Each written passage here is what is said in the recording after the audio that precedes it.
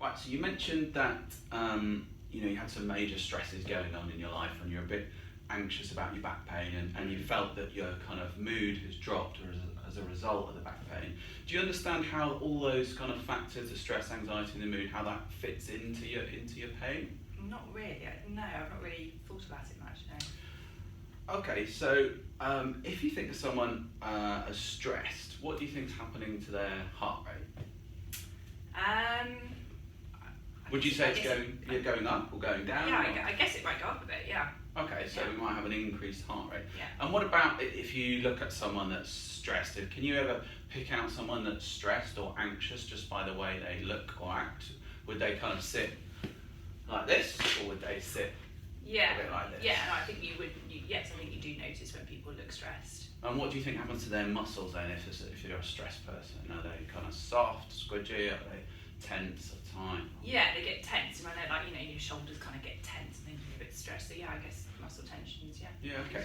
So if we have got a bit of stress or worry, so we, as you said, your heart rate might go up, your muscle tension might go up, and what about, have you heard of adrenaline and how that kind of, that hormone or chemical is a bit like a kind of fight or flight thing? Have you heard of that? I've heard of fight or flight. Yeah.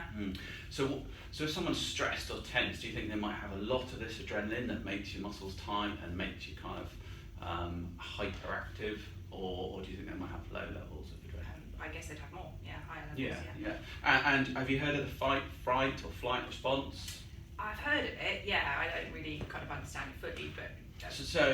Okay, so a little bit about that. So if you're certainly soldiers, if they go into a contact situation, and you said you've been on a few tours. If you're in that situation, do you feel that you're more aware of your surroundings? You hear a kind of snap of a twig, or you hear a rustle of rocks, and you're much more aware. Yeah. And that's your heightened senses. So you're really aware of what's going on in your environment because you've got levels of adrenaline that increase your kind of reactivity to things.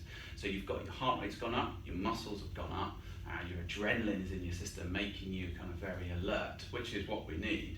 But if we have ongoing pain, we get the same reaction, but for a long period of time. So if you can hold your hand up there, and clench your fist, make it as tight as you possibly can. And what I want you to do, while keeping the muscles as tight as possible you can, bend it as far as you can.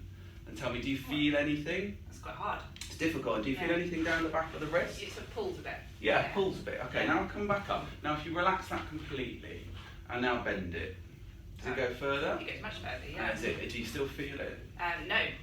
So which of those two movements is easier? The first one or the second one? The second one, yeah. And which one hurts less? The second one.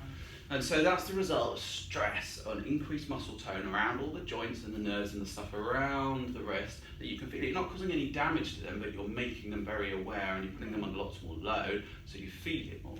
And that's kind of how stress affects your back. That if you're not sure that it's safe to move, you're not sure if you've done some damage, your stress levels will go up, your reaction will go up, your heart rate will go up, your muscle tension will go up, and that will make it difficult to move. Does that sound like it makes sense to you? Yeah, it does. That makes perfect sense. Yeah, absolutely. Okay, perfect.